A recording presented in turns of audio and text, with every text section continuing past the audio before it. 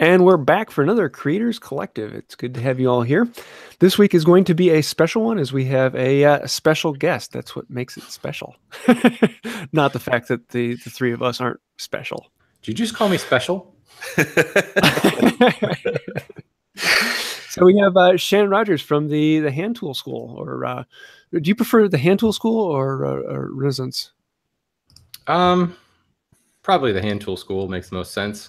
You know, that's the one that actually makes me money. So I suppose probably should be from there. But yeah, you know, Renaissance Woodworker is the brand that's been around the longest. And in fact, the actual official business name is a mouthful. It's the Renaissance Woodworker Hand Tool School. Like, according to the IRS, it's the Renaissance Woodworker Hand Tool School. I don't know how that happened, but yeah. And co-host of Wood Talk. Yeah, that too. Yes. Yeah. So if anyone in the live chat has questions for Shannon, go ahead and throw those in there. We'll try and get to them. But we're taking over. Hand tools are taking over this podcast today, so it should be a fun one. You want me to talk about my planer? I could do that. Oh yeah, there you go. I was going to say, Shannon, you actually are more of a hybrid guy. You've got actual machines in your shop. You're not as much of a purist as James is. I have a machine. A machine. But it's a big machine, so. Don't you have a power lathe too?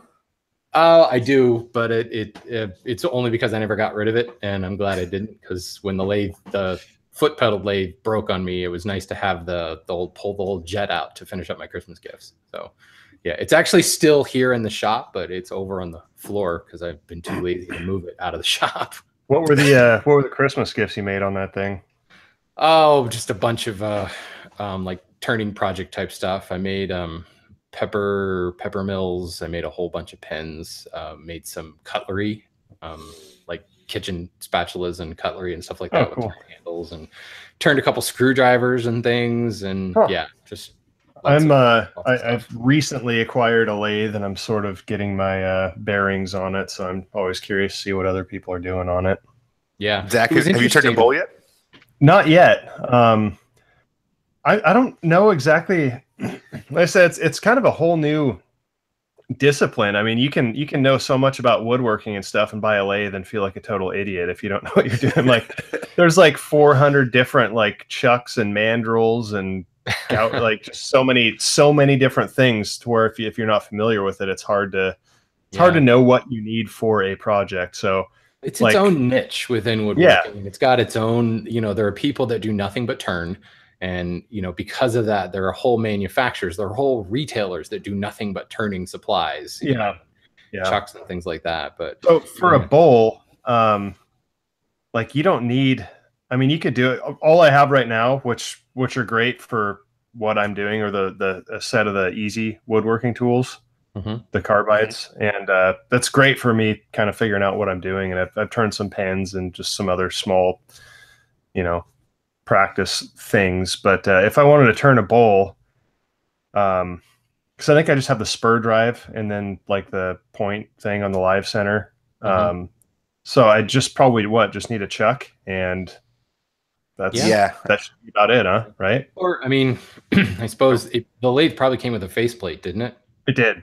Yeah. Yeah. You can do it with that. You could certainly, well, I mean, traditionally you would screw the faceplate on to what would eventually be the inside of the bowl. And you'll turn the outside of the bowl while it's screwed to the faceplate. And then that allows you to turn a little tenon on the bottom of the bowl. Then you flip it around and you clamp the tenon in your chuck, and then you can hollow it. So, because most jaws of chucks aren't big enough to hold the whole diameter of a bowl. So you got to turn the outside somehow, right? You could do that between centers if you wanted, though. Alternatively, if you get a chuck, the way that I like to do it is, and there's a debate in the wood turning community over what's better, a tenon or a recess. I like to turn to the recess just because it's easier to clean up. No, I'm with you. The dovetailed recess, and it looks cool too. Oh yeah. And you can do and it makes your bowl sit. Yeah, and it makes your bowl sit flat. Yeah. Once you're done. Yeah. So, so you and I use a wormwood screw in the chuck to turn the outside of the bowl. Mm-hmm. Turn a recess, a dovetailed recess on the bottom of the bowl, then flip it around and expand the jaws into that recess and hold the bottom of the bowl, and then hollow out the inside. So how long would it take? How long would it take you to turn? I don't know, what, like a 8-inch diameter bowl these days? Now that you know what you're doing, I can probably turn one in about 30 minutes, but it used to take me about 2 hours. Yeah, well, that's probably crazy. Right. I bet my first time I did it, I'd probably screw it up, and it would probably take me 5 hours. And then the next time, it's just the way it goes, you know. It's a really I liken wood turning to being kind of this great educational experience because it forces you to work across the grain, and it forces you to pay really close attention to the presentation angle of your tools. Now, with an easy wood tool or any carbide tool like that, you can kind of skip that. Which, don't get me wrong, I'm a huge fan of those tools. They're great for the people who don't turn all that often and can still turn good stuff. But bowls, man, you're going against the grain, with the grain, across the grain, all in the course of one rotation. So learning how to skew the tool and get a good, clean finish across the end grain is something that it teaches you a lot about wood, and it teaches you a lot about like the physics of how blade interacts with wood fibers. Yeah, look at it as an educational experience, and then that 2 hours will be all worthwhile. Yeah, I mean, it's like a condensed learning curve of everything else. I feel like you screw things up at first, and and you're running uphill, but it seems like it's not quite as. It's a very steep learning curve. It seems like once you get over it, Well, honestly, and since I think James is counting on me to guide this whole conversation into hand tools more. Honestly, if you want to learn to turn a bowl, the best way to do it is on a pole lathe. I kid you not. The like 1 revolution per minute speed, 3 revolutions per minute. I mean, you can really slow down and actually see how the tool is interacting with the wood and watch the shape of the shaving come off. And that gets you kind of, okay, that's right. That feels good. That looks good. That sounds good. Now pick up the pace and remember how I was holding the tool and remember what that shaving looks like. And you can instantly go from not moving to, I figure I can pull about 400 RPM on my pole lathe. But you can instantly start and stop and see what you did and what you screwed up, what you did good on. You get so much more feedback on the tool and the lathe itself. I love turning bowls on a pole lathe.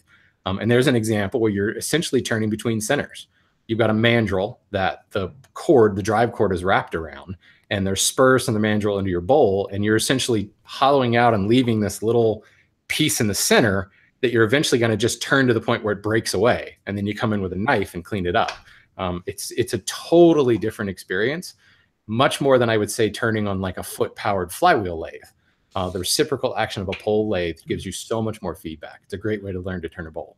It also balances out if you're using a skew, because you can ride the bevel a lot easier with it in the reverse, on the reverse spin. Yeah, absolutely. It teaches you to hold it in that angle. Absolutely. Have you played with hook tools yet, James? I have not. That's on my list. Oh, you got to do it. It's so much fun. and if you've done a lot of traditional turning on a power lathe, it will freak you out because you're turning below the tool rest. Yes. The tool down and turning below the center of rotation. It's like every safety tip everyone has ever told you about turning with a lathe is don't drop below the tool rest. And you're doing it the whole time. In order to make it work, you're actually dropping the tool down, but you just get these just incredible shavings, and the sound of it is just awesome. It's a great experience. That's high on my list. Now, one of the things that I did in mine, I accidentally, I can't move the rest all the way up against if I'm doing like a pin turning a blank.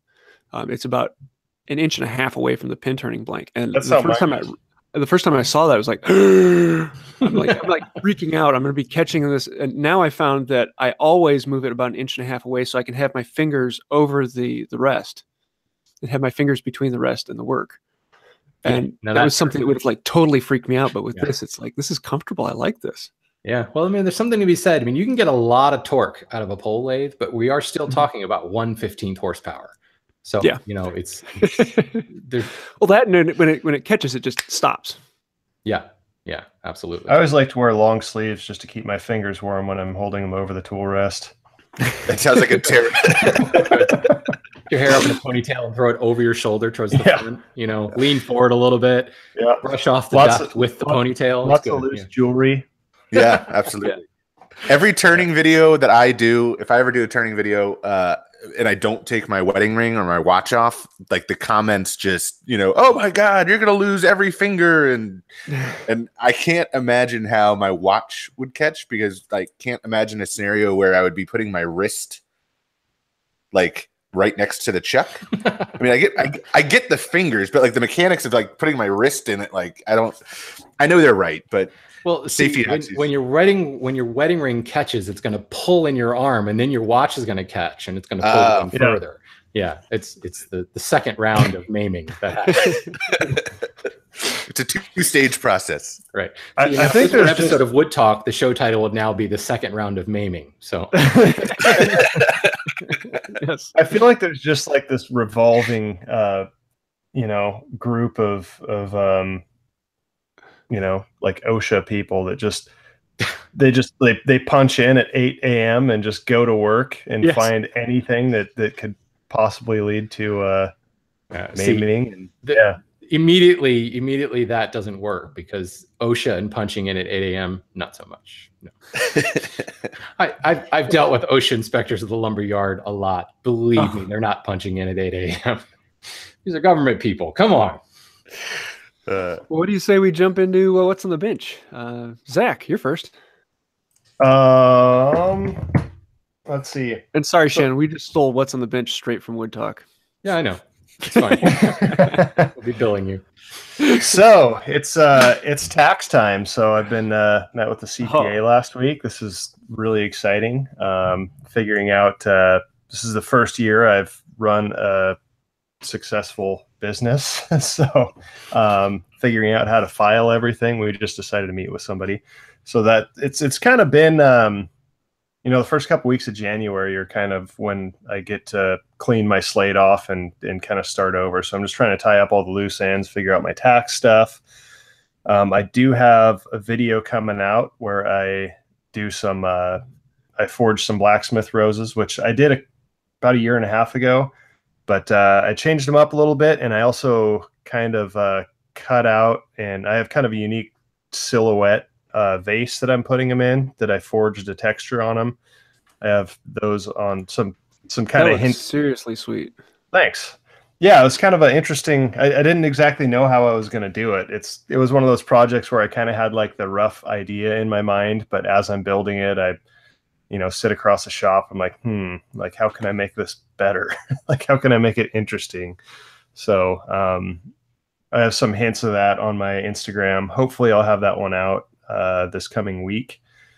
Also been working on my 61 Apache truck, and I finally got it ready for paint, and then the temperature dropped down to about 40 degrees. So as soon as it gets warm back up, I'm going to shoot the blocks on that and put that video out. So that's kind of what I've been working on the past few weeks. How about you guys? Bill? Well, I just put out a video on a live edge marking gauge that I made from a little tiny white oak burl with a curly maple beam and a brass pin. And it's the English style with the wedge instead of the thumb screw. Yeah. I guess you could also call it a kabiki, the Japanese marking gauge. And Is that what it's called? Yeah, kabuki is a type of theater that is naughty. No. Kabiki, K-E-B-I-K-I. Oh, okay. No, you're right. I love how you knew that. I wanted it to be kabuki, basically. So, projecting. Sorry. And then that video is being really well received, and that was kind of born from this live edge vanity build I'm doing out of some pretty crappy cherry slabs that are really vitted, and like the checks go almost to the from end to end. So before I can even mill the slabs flat, I have to stabilize the checks with giant bow ties. But I tried to talk the client into letting me get some new slabs that were in better shape, but these came off of his property and they had sentimental value. And he said, no, I really want to use these. And so I'm trying to get creative with that. But it's a pretty challenging build. So yeah, that's what's on my bench. How about you, James? I'm forward to seeing those things filled. Those are really cool slabs. Yeah, well, yeah, I guess cool. I have the beholder, I guess. Cool. Well, I've been finishing my side table, and I'm here. I should probably be wearing a respirator right now. I've got the fan on the other end of the shop running, trying to dry it off. But it's I'm in love with this thing. It really came out far better than I expected. I wanted to challenge myself to build a side table without using any glue or hardware and make it completely out of white oak. And yeah, it came out. Yeah, that's really cool. I was thinking about your through tenon, stubbed tenon design, and the latest wood magazine has an article about haunched tenons. And I was thinking you could call it a haunched through tenon. I haven't figured out what to call those, but I don't know. Kabuki tenons. Yeah, I was just going to say that. Well done. How about you, Shannon? Let it be known from this day forward, those are called kabuki tenons. Yes. just for the sidelong glances we get when you take your work to Japan. Just for the searchability of it, you know? Yeah, right. No, because what woodworking really needs are more sexual innuendos, because there are not enough. That's true. That's very true. Well, let's see. What do I got going on? I sawed up some veneer just last week. I actually kind of did it over a couple shop sessions. I was talking about this on Wood Talk. It was this piece of really figured, like bird's eye quilted curly redwood that I've been hanging on to for, God, 20 years, maybe not that long. But it was always that wood is like, I want to save it for the perfect project. And then I started thinking, well, this is going to turn into veneer. There's no way I'm going to use this in its solid form. So I decided to finally saw it into veneer to use it for this tea box I want to build for my father-in-law. And as is to be expected, even with shops on veneer, the stuff it's a heavy 16th, but it's still like wanting to potato chip and go nuts on me. So I bought some of that veneer conditioner. And of course I read all these recipes for making your own stuff online. And I was just like, and I'm just going to pay the $12 and buy a quart of it. In the end, it was just easier. So I went to Joe Woodworker and bought the veneer conditioning stuff, and it is really cool. I've always heard about it, but I'd never had really a chance to use it. And what was really very brittle. I mean, redwood itself is so soft to begin with, but with so much going on in the grain, you look at it wrong and it wants to crack because, of course, it's 1% moisture in the shop right now because it's been so cold. But once you put this veneer conditioner on, it turns it into this very kind of almost soft, supple feeling, speaking of innuendo, veneer. And it's really pliable and you can work with it. Now, I knew full well going into this that it's something you're supposed to condition and then use it right away. Because the, I was just going to say glycogen. It's not glycogen. That's in our muscles. What's the stuff? Glycerin, glycogen, glycerin. One's explosive, one's not. Yeah, one of the two. But the glycerin base of this, obviously will eventually dry out and evaporate, I guess. So once you condition the veneer, if you just leave it in like 2 weeks, it's not going to be conditioned anymore. So it's one of those things where you have to do it and then put it to work. Well, I'm not there yet because I have to set this project aside and go on to some other stuff that actually makes me money. So go figure. So I knew full well that I was going to have to redo these particular slices again, but it was really affirming to know that it works. and it will be so much easier to work with this stuff when it's conditioned like that. So how does a hand tool woodworker cut veneer? With a handsaw. Really? You can get that? Yeah. It seemed, oh heck yeah. It's impressive. Well, I mean, it was, yeah, I'd say it was probably 3/30 seconds thickness. But yeah, I used my 4-foot frame saw for that. Jeez, I didn't know you could get that. I mean, I can't even like cut butter without the knife pushing out at the bottom. Well, I mean, the difficulty is the veneer itself, the offcut piece, the thin piece will kind of bow out, and it can be. I eventually, as I got about halfway down, this is only a 36-inch long piece, but I took a spring clamp and just clamped the veneer up at the top just to keep it from flapping out on me. But for the most part, if the saw is set properly, it's not going to want to pull one way or the other. Despite how little pushback it has on one side. But don't get me wrong, I was subconsciously leaning into the main part of the block as I was sawing because I was worried that it would do that. But normally I usually shoot for about 1/8 of an inch. I was really trying to get as much yield out of this block as possible. So does it come out clean, and how do you surface it after that? With a toothing plane. Oh, okay. I've got a vintage toothing plane that just kind of levels and flattens the surface, but at the same time, it's not about cleaning it up because I'm toothing it. I'm giving it a little bit of bite to it. The outer surface, I'll use a smoothing plane on that once I have glued it onto the project. So.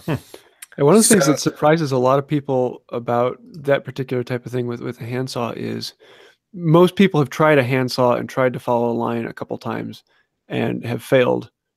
And it kind of taints the rest of your view of what you can do with a handsaw.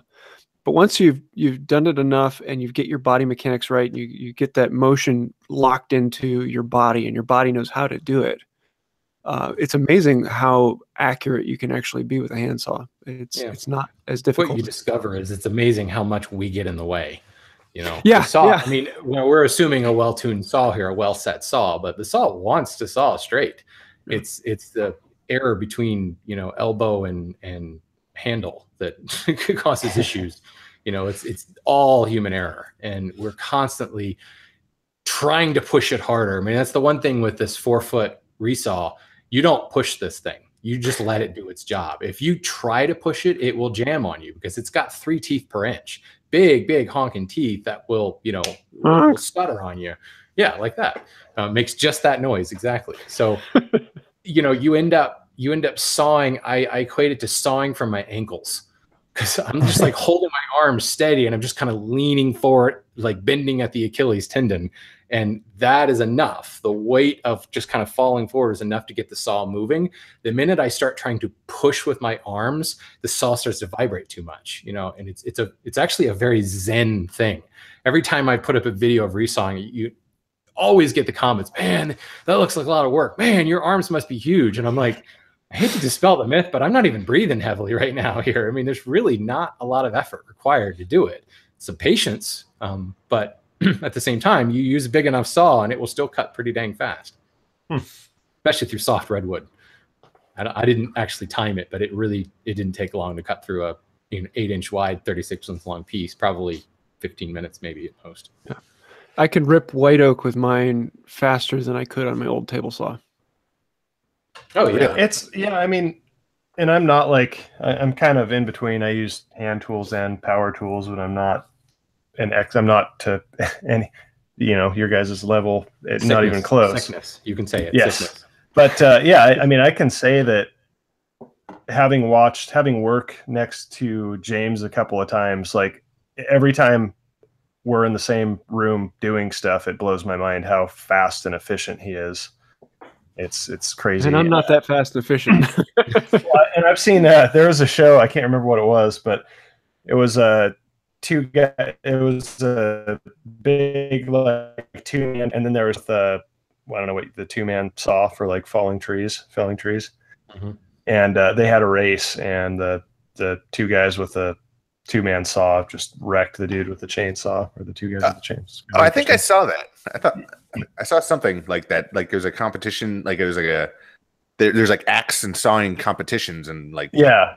And I mean, I'm sure there's a ton of variables, like, but still, just the fact that it's even a close contest, is.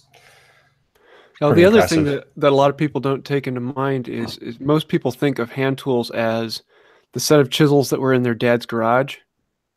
And if you've ever tried to work wood with those chisels, it doesn't do it.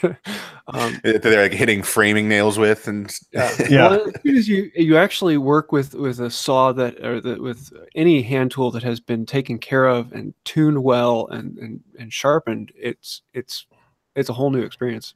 And most people never get that experience. I think that's the whole thing. Is like people think they know what sharp is until they've actually used something that's sharp. You know. So that's a good segue into a question that I had for both James or Shannon. Sharpening. So I'm pretty proficient with sharpening like chisels and plane irons until recently. It's driving me nuts. So my DMT Duo Sharp, whatever, diamond stone. It's the 600 side and the 1200 side mesh equivalent, whatever that is. And my 600 side is giving me more of a mirrored finish than my 1200 side.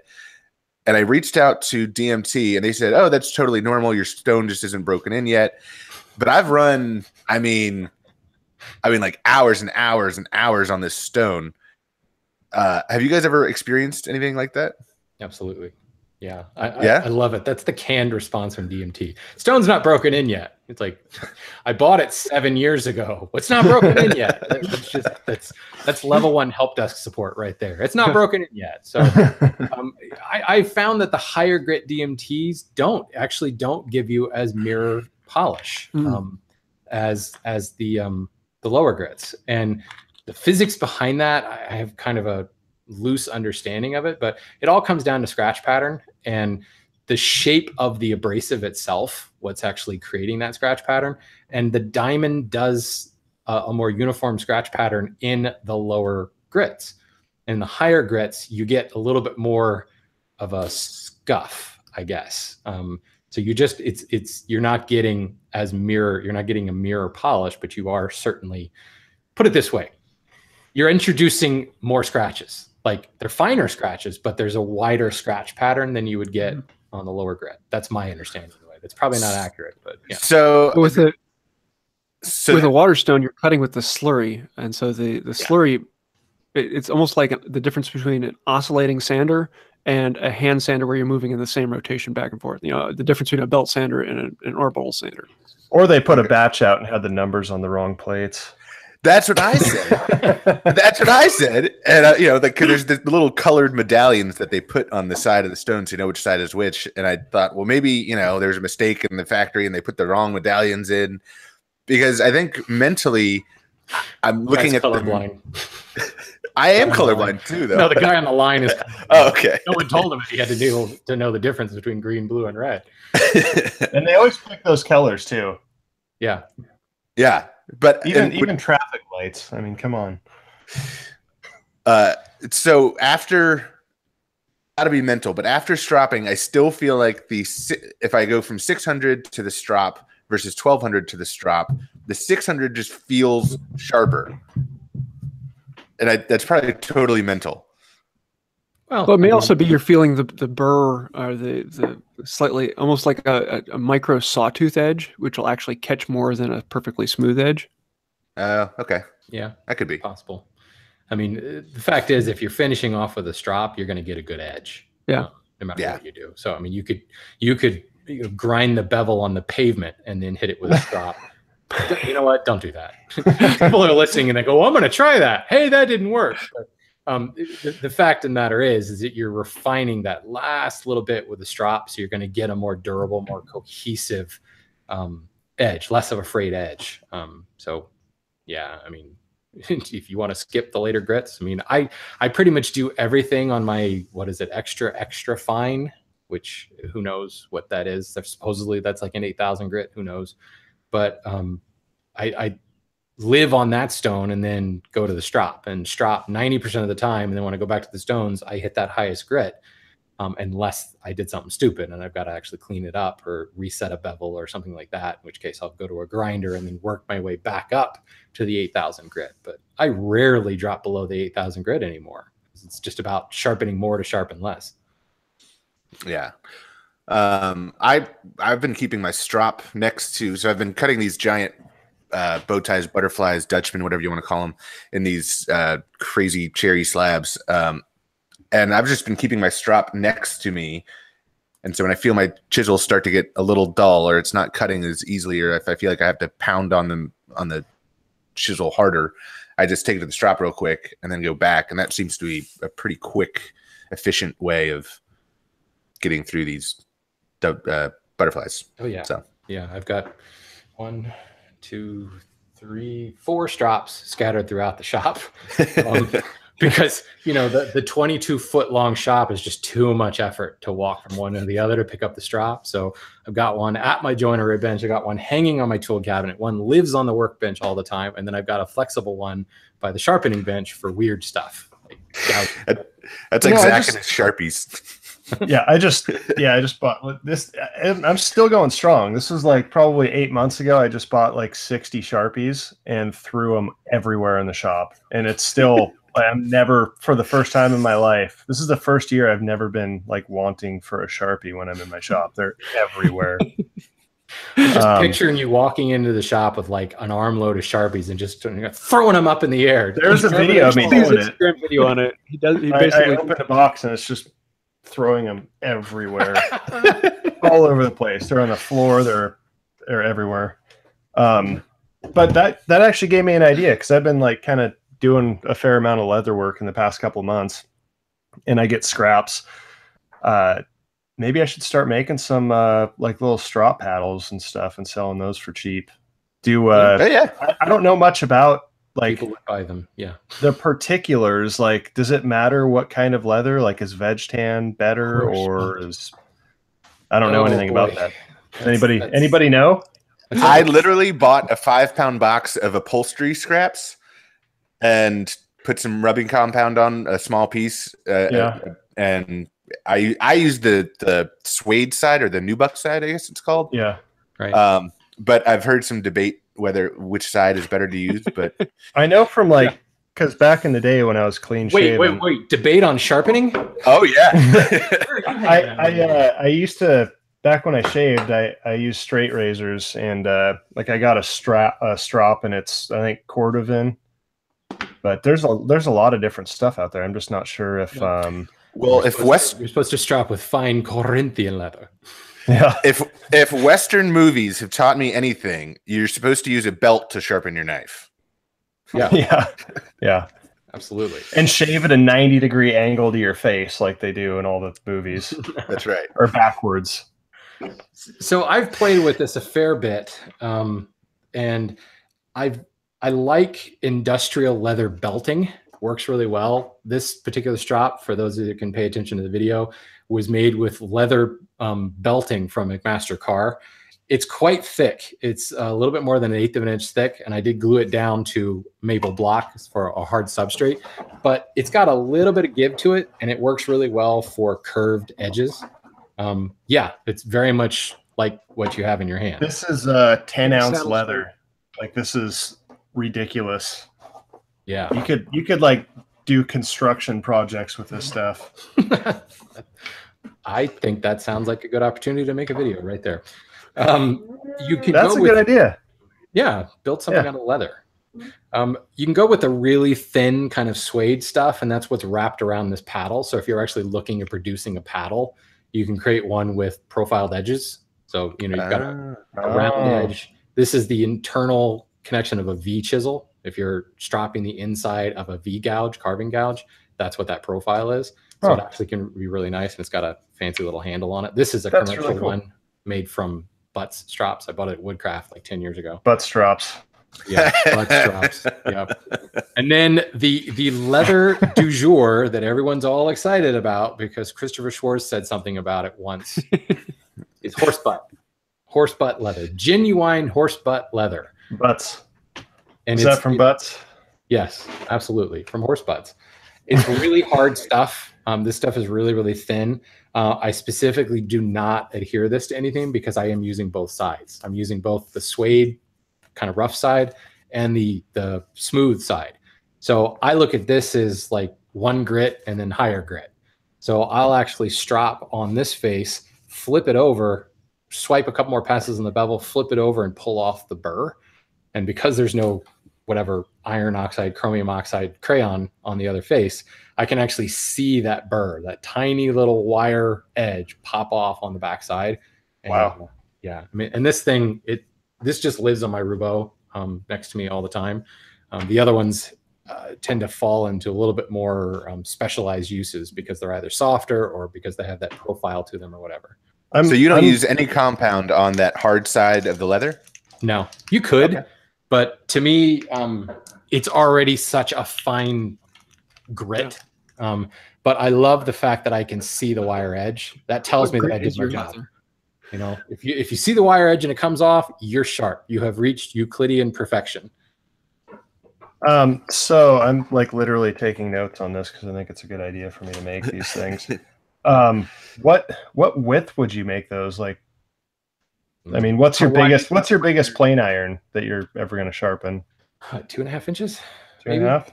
So yeah, I'd say make 3 inches. Yeah. The number 8's 2.5, isn't it? Yeah, I think so. 2 3/8, isn't it? 3 inches. Go 3 inches. Yeah, 3 inches is good. And actually, there was what's the dude that made the Da Vinci lathe? Guy in Britain. If you Google Da Vinci lathe, you'll see this great guy in Great Britain that he just loves to experiment with stuff. But he was turning strops on his Da Vinci lathe, and they're actually, rather than it being, you know, a flat board like this with a handle, he actually used like a 3x3 hunk, and turned a round handle on it. So it was this solid block, and he put a leather on all 4 faces, and it was kind of a cool design because it had a fair amount of heft to it. And so you can use it as a mallet too. Yeah, you ended up with a bunch of different faces, and he put like the smooth side on one face, smooth side up on one face, and then the suede side up on another face. I never played with them, so I don't know if they were just gimmicky, but it just kind of looked cool. But so I do have a Da Vinci profiled edge though. That's a nice feature, especially if you do any wood carving, because getting to the inside of a V gouge is a nightmare. Very cool. Are you partial to any particular like compound or the green stuff? Yeah, it's the same. Doesn't matter who makes it. I mean, supposedly there's a difference, but I've always just used the green stuff. So I can't even say I'm partial to it because I've never used anything else. Yeah. That's not true. I had some yellow. I used the black stuff, but that's because I had a stick of black stuff when I began woodworking, and I haven't run out of it, so I don't have a reason to get anything else. Right? Yeah, you buy this big old crayon, and like I've been through a lifetime supply. A 1/4 inch of the crayon in 10 years. So. I use, it's either brown, red, or green, but I don't know because I'm colorblind. It's funny that I had this discussion when I was making a knife with like this knife master guy. Put a video out on it a while ago, but we were talking about how like nobody has any idea like how the mystery of like different compounds and which one's which, and right, there's no meaningful value attached to any of them. It's just colors.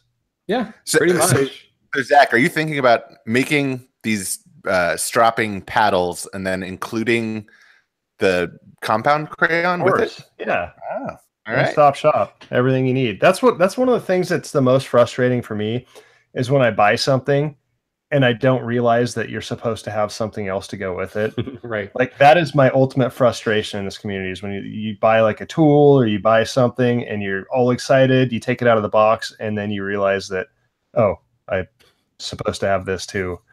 And it happens all the time. I bought a branding iron and it didn't come with a torch. Well, I mean, there's certain things that are obvious, but like honestly, and now it makes sense now that I've done it. But like when I got the lathe and I'm overwhelmed by like what of the 40 different, chucks and tools and this and that do I need? And then I'm like, okay, well, I'll start out with a pan. Those are easy. And I'm like, oh my God. So you need what? Like all these, you need mandrels and bushings and that's why I haven't turned a pin. I know. And now that I've done them, like it's not that bad, but when you're new to it and you don't understand how it goes together and like, you don't really understand the anatomy of building a pen. Well, not to mention that every single pin kit has a different bushing. Yeah, yes. Slightly different diameter. It's only 100th of an inch smaller, but it's still. Bushings aren't by size; they're by name. Yeah, you need the executive bushings, and they don't have like. At least I haven't seen one that says like it should be titled "Everything You Need to Build a Slimline Pen" or something that has everything that you need, like other than a lathe and tools. But like you have to kind of like even do some investigating to figure out like, okay, I want a slimline pen. That means I need a mandrel and slimline bushings, and then a pen kit that's, it's weird. You have to kind of a la carte the whole thing instead of just being able to click a button and have everything. Although I will say most mandrels do come with 7 mil bushings, to act as spacers, but that's what you need for a slimline pin is a 7 mil bushing. So. Yeah, I actually made this one. This was like the first one I made. But do you guys know what the next size up from the slimline is? I'm curious because these are a little bit. I don't know what they all are. There's so many of them. I was going to say next size up, maybe 10 years ago, you could say that, but now there's so many different pen kits. Yeah. So it used to, when I started turning pens, it was like the slimline, the Euro style, Mont Blanc style pen. Then there was the cigar pen, big fat thing. That was kind of it, and in the last like 5 years, 8 years, I mean, there must be like you get the Penn State Industries catalog and there's 40 pages of pen kits. Even at like Woodcraft, like there's the rifle action pen and the that's gone a little off the rails. There's some really dumb ones out there. Like there's some really weird pens out there. Yeah. My wife Kabuki. No, my wife has showed interest in it, and we actually I turned one, then I showed her how to turn one, and then a couple weeks ago we ended up in a Woodcraft, and I was actually really excited because she was spending more time looking at stuff in the store than I was. It was the first time this has ever happened to me where I'm in a woodworking store or any making related store, and my wife I was ready to go before she was. That's never happened before, so it was pretty exciting. Yeah, my wife likes the acrylic blanks. She likes to go pick out the pretty colored acrylic blanks, the pinks and greens and stuff like that. My wife got the same thing. Can you turn acrylic? I would imagine you can. You can turn that stuff with carbide tools. Mm-hmm. I've used both. High-speed steel works fine too. It's actually not nearly as hard. I don't know if it's a different formulation, if it's not actually acrylic, what they use, but yeah, it's not. It's just staticky. That's the thing. The shavings stick to everything, and you come out and you're just covered in head to toe, and your face shield, if you're wearing one, is opaque with statically charged acrylic shavings. Yeah, it's with the humidity down here, it might not be as bad. Yeah, there you go. Oh, speaking of wives and shop work and stuff, I forgot. And kabuki. Oh yeah. Yeah, the kabuki pen, if you turn it upside down, I'm gonna stop you. Yeah. But no, my wife wanted to get in the shop. It was pretty cool. She wanted to so she got a bunch of scarves from different family members for Christmas, and she wanted to make a thing to hang the scarves to put in our bedroom. But she wanted to do it. So I was like, yeah, cool. Just go down to the shop and pick out a piece of wood. And I ordered like 50 shaker pegs from the Shaker Workshop in Massachusetts. And it was like $15. And so she picked out a really cool piece of walnut and did everything herself. And so that was kind of cool. Cool. That's awesome. I don't know anything about turning different woods, but walnut is obviously porous. But cherry, like we did a cherry pen, I thought that turned really well. I don't know. Yeah, I think that cherry, walnut, maple, soft maple, they all turn pretty similarly in my experience. But when you get to like oak and ash and things like that, that's when you start like ripping grain out because it's so open and crazy. But yeah, I think that turning can actually be really forgiving. It's a good way to get exposure to a lot of different woods because you can buy, tiny little blanks of some ridiculous exotic that would be $27, $80 a board foot. But you're buying a tiny little block of it. You can get a lot of exposure to it. in the end, it comes down to, sharpness of the tool, presentation of the tool, and speed of the lathe. Speed is the great equalizer. If you get a really weird, tear out prone wood, just crank it up to 3,800 RPMs, take a light cut, and you're generally good. So make sure it's balanced first, though. Yeah. Details. I think it's about time for the joke of the week, because we're actually getting close to the timeline. So this joke was one that Zack found, and you want to tell it, Zack? No, I'm the worst joke teller in the world. Okay, fine. I bought a dog from a blacksmith this morning. Within 10 minutes of getting him home, he made a bolt for the door. I like that one. Yeah, I thought that was good. Gotta love a good maker's dog. So, what you reading, Will? Or watching? I've been watching myself work in the shop. No, I've been totally crazy. I've got all these projects going on. They all have the exact same deadline, and everybody wants everything right now. So I haven't been able to watch much of anything lately. Oh, actually, no, I lied. Travel Fields. You have something on the list. I forgot about that. I've been watching Travel Fields, which the dude is a buddy of Peter McKinnon, who's just blowing up on YouTube right now. But it's a cinematography based channel where it's a lot of film tips and editing tips and things like that. So I'm a pretty proficient video editor, but I always like to pick up on other people's tricks and incorporate them into my videos. So Travel Fields. Cool. Good to know. Well, I've been watching YouTube channel PBS Spacetime. And I'm like a big geeky futurist science person. And this is like so straight up my alley. It's like the cutting edge of science understanding in the universe. And yeah, if you ever want like 10, 15 minutes of total geek out about the edge of the universe type stuff, this is definitely a channel for you. Nice. I'm there. Is there a restaurant at the end of the universe? Do we know that yet? Can we do that yet? Yeah, we'll find out. There's a pub at the end of the universe in Portland. Yeah. Shannon, you got anything? I have been actually going old school and reading lately.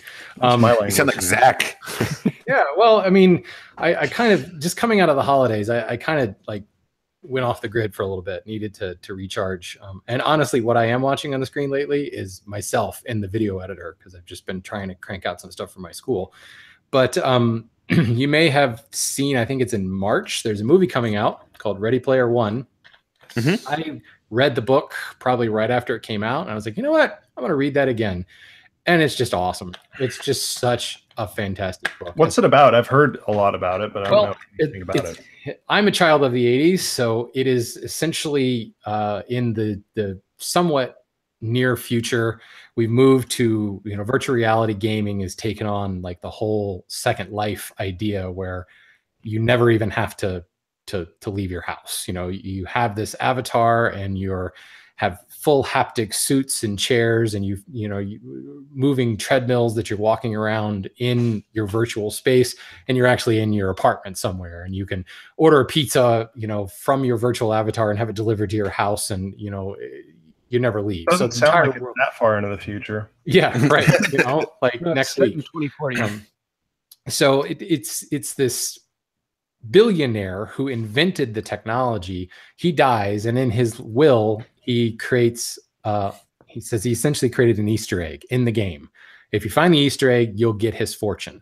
So the entire book is about these people going and searching for the Easter egg in the game. And the game has essentially become almost reality now for many, many people. But it's just chock full of like 80s video game references, sci-fi references, like D&D stuff. It's the ultimate geek fest, essentially. But it's just a really, really good story. Not only did I read it, but then I listened to it, narrated by Will Wheaton, just to up the geek. Oh, wow. And it just loved it, to the point where I finished it, and I went on. Ernest Cline is the author, by the way. I went on and read his next book called Armada, which is, if you're familiar with the movie The Last Starfighter, where the kid's playing the video game and he gets actually recruited to like fly a starfighter in a far off galaxy. It's the same principle where, except there's been this huge government conspiracy to basically train the human race how to fight aliens via video games because they knew we were getting invaded like 60 years ago. So yeah, just awesome tropey pop culture. What year were you born, Shannon? 75. Okay. Yeah. I just read Ready Player One again for the third time, and yeah, such a great book. Might read it one more time right before I go and watch the movie. I highly recommend listening to it too. Will Wheaton does a great job. I don't actually read books. Nice. I've got like 300 some books on my Audible account. Yeah, I'm with you. Been a proud member since 2001. Back when my MP3 player only had 32 megs of space. Yes. My Rio. I had to download the book in parts to listen to it. So Zach, what you got? So I'm actually, I went through kind of go through phases with reading. And so I was reading some, I usually like nonfiction. I'll read like 3-4 books of informational stuff, and then I'll kind of binge on some fun stuff. And right now it's fun stuff season. So, I am reading Night Shift by Stephen King, which is kind of a collection of like 20 short stories. It's really fun because you can just sit down and read through a whole story in 40 minutes or so. Is Lawnmower Man in that? Yep, that's the next one on my. Speaking of virtual reality, yeah, I just finished the one right before that, so I'll probably get around to that one today. Nice. That's it. It's a really great book. So yeah, I'm enjoying that, and I also have a different book that I'll post that one next week. But I know I talked about Richard Pernecki before, who, if you guys aren't familiar with him, you should be. It's this dude that moved into Twin Lakes area of Alaska and built a cabin and lived out there for like 20 years by himself. And he was just a really cool guy, really good. I mean, the hinges and stuff that he built for his, he was a craftsman. But just a nice, I actually keep that one next to the bed because it's like the nicest thing you can read before you go to bed is just some dude talking about like nature and timber framing. And so I'll put that one up. It should be noted that Dick Pernecki was the original YouTuber too. It's like he filmed it. He actually brought a camera with him up there and filmed the building of the whole thing. Yeah, there's a 3-hour. I know I'd mentioned it before, but there's like a 3-hour video. There's like a 1-hour documentary somewhere, and then somewhere else there's like a 3-hour video of all of his footage and stuff. But this book that I'm reading, I get the name of it. Is it the one written by his friend? Yeah, he never actually really wrote a book. This is kind of a collection of his journal entries. Let me see if I can find the name of it. That's a perfect segue into Zach forging me a timber slick. Yes. Which where did it go? Oh, it's called One Man's Wilderness, an Alaskan Odyssey. So awesome. Great story. Sounds like a fun one. Cool. Well, Zach, since you're talking, why don't you give us your favorite tool of the week? So this week I am going to pick my IsoTunes, their little earbuds, and they are actually OSHA approved, which is nice. I spend a lot of time behind very loud tools doing metalwork, grinding and cutting and stuff, and they're really nice. They're small. You can pull them out of your ear. They're not uncomfortable like the what do you call this style? Like the headphone. The over-the-ear stuff. The over-the-ear stuff is great, but after like an hour or so of wearing them, my ears hurt and I don't like them. So the earbuds are really nice. Yeah, humidity's not fun either when you're. What's that? The humidity and the heat's not fun either when your whole ear is covered like that. Yeah, absolutely. It's swampy in there. Zach, do you have the pro version or the cheaper one? I have the cheaper one. I have both, but I like the cheaper version. I like the cheaper one too. The battery life is a little limiting. I don't have an issue with it because I'm usually not wearing them all day. I'll wear them in the shop for an hour at a time, and then if I go to the gym or something. But I just plug it in next to my phone at night. So if I'm using them a lot. But yeah, I like the lesser expensive ones just because they're a little bit smaller and more compact. So you know you're a hand tool person when your kids think that your handsaw is too loud. That's when you threaten them. You wait till I start chopping mortises. Yes. That's right. Well, what you got, Shannon? Probably, and I'm glad that you say this week because probably my fret saw, because I've been doing, I'm building a Chippendale style mirror for the hand tool school, and I've been sawing out the ears of the mirror. So really intricate fret work. And I have that fancy New Concepts fret saw that I've like tricked out with a Cocobolo handle, and it's just awesome. It's a lovely, lovely saw, and it's one of those the new realm of boutique tools that, you know, a lot of them you look at them and go, it's eye candy, and you know, there's some vintage ones that'll do just as good a job. This one, no, I have not met a fret saw that cuts as well as this thing. So it's the real deal. I love using it. Interesting. You've got to love having a saw that looks like it's made from a bridge. Yeah. Yeah. I've been eyeing one for a long time. I just haven't pulled the trigger. Yeah, it's this one. The birdcage dealie up here. And is that a titanium one? Is it titanium? I think it is. It's great. I think it is. Yeah, the red ones, they're aluminum. Yeah. But the key of this, and my original New Concepts fret saw was like the first run. It had the old adjusters and the old handle. They've updated the handle. They've updated the adjusters. But when you trick it out with the Cocobolo handle, the weight becomes perfect. It's so incredibly perfectly weighted and balanced that it's a great tool. So it has to be a Cocobolo. Got it. Well, it's not Cocobolo anymore. I think they're using mesquite now because Cocobolo is a CITES listed species, and the price went up through the roof. Yep. Cool. Well, I'm going to give mine with a caveat.